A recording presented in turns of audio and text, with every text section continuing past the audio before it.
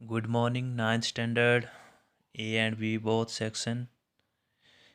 स्वागत है आपका पुनः इस नए सत्र में संस्कृत की क्लास। तो बुक का नाम है शेमशी प्रथमो भागः नवम कक्षायाः संस्कृत पाठ्यपुस्तकम। तो आई होप आप सब ने ये बुक्स ले ही ली होगी।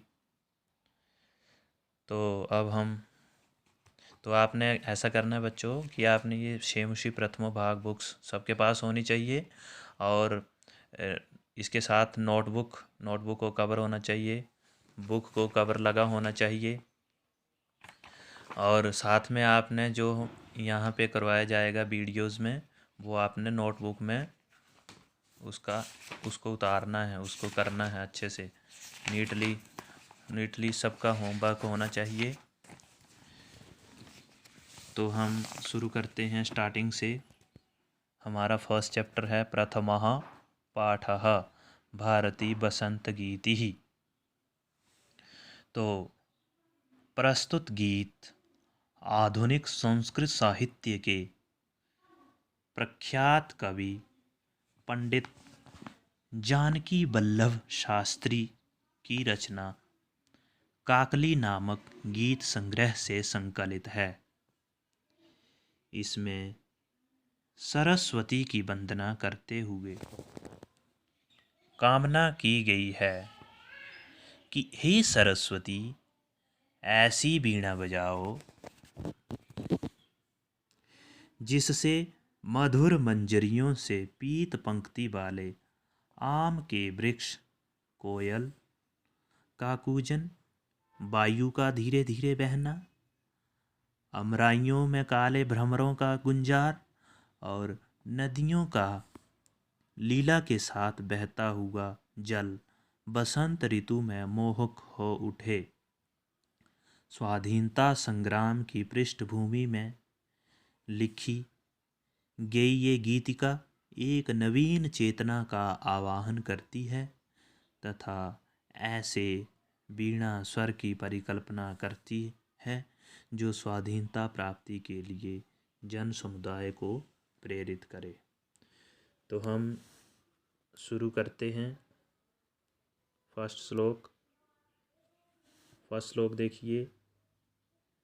निनादे नवीना मयवाणी वीणा मृदुं गाय गीतिं ललितनीतिलीना मधुरमंजरी पिंजरी भूतमाला बसंते लसन्तीह सरसारसाला कलापललित कोकिला काकलीना निनादे नवीना मयवाणी वीणा।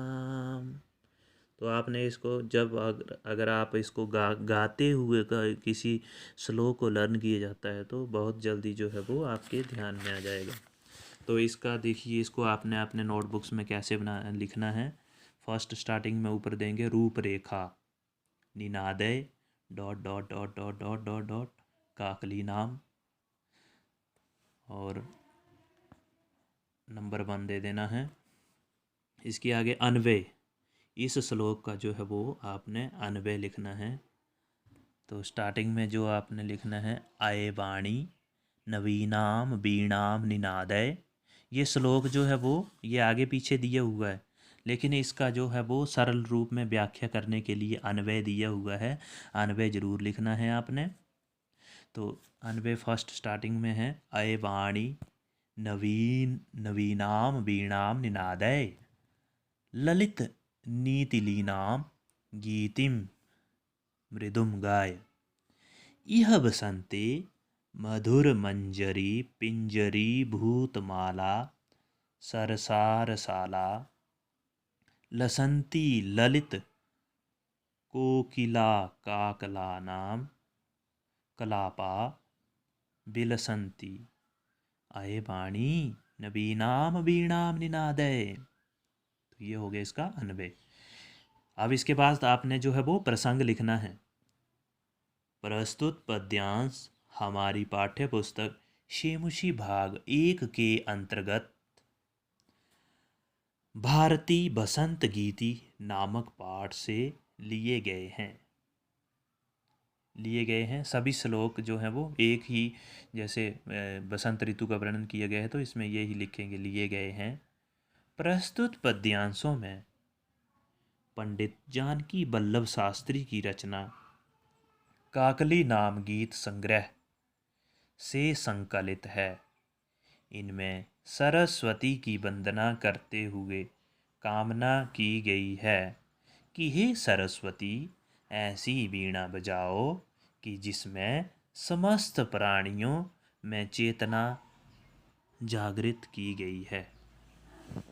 तो सरलार्थ है इसका अर्थ हम लिखेंगे, हे वाग्देवी सरस्वती, वाग्देवी होता है वाणी की देवी, हे वाग्देवी सरस्वती, नवीन वीणा को बजाओ, सुंदर नीतियों से परिपूर्ण गीत का मधुर गान करो। इस बसंत में मधुर मंजरियों से पीली हो गई सरस आम के वृक्षों की माला सुशोभित हो रही है। मनोहर काकली बोली या कूक वाली कोकिलों के समूह सुंदर लग रहे हैं। हे वाणी, नवीन वीणा को बजाओ। ये हो गया आपका फर्स्ट श्लोक।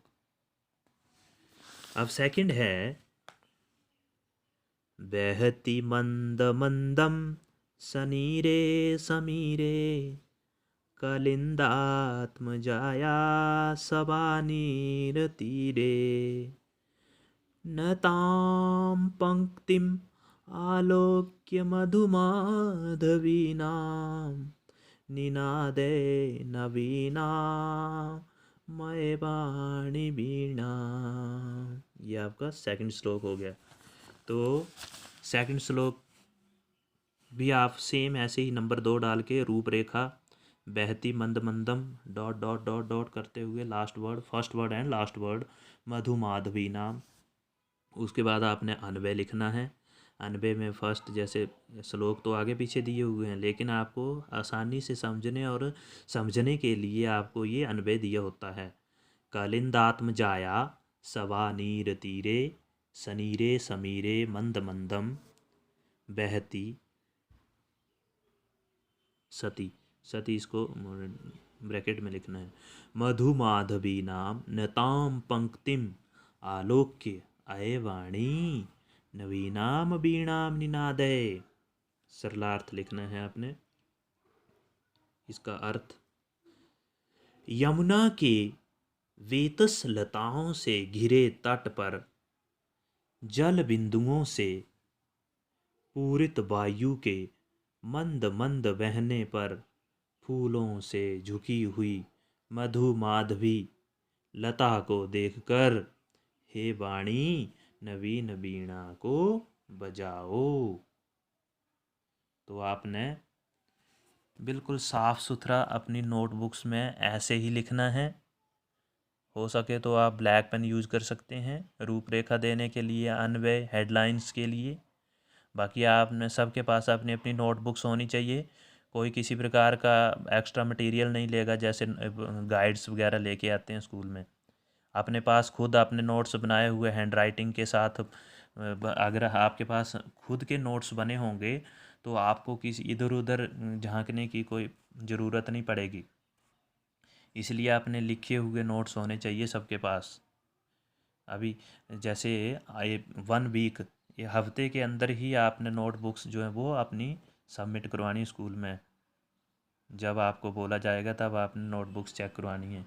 इसलिए सबके पास अपनी अपनी नोटबुक्स होनी चाहिए और सब ने उसमें साफ़ सुथरा लिखा हुआ होना चाहिए, खुला खुला करके। तो ये जैसे आपको 2 श्लोक पढ़ाए हैं, रीड करवाए हैं, इन दोनों श्लोकों को आपने कल जो है वो समझना है और अपने नोटबुक्स में लिखना है और गाते हुए इनको जो है वो दोनों श्लोकों को आपने लर्न करना है। ठीक है। फर्स्ट और सेकंड, इन दोनों श्लोकों को आपने गाते हुए समझना है। बहुत जल्दी लर्न हो जाते हैं जब हम गा के किसी चीज़ को बोलते हैं, इंटरेस्ट लेकर किसी चीज़ के बारे में, हम किसी टॉपिक के बारे में जानना चाहते हैं। Thank you.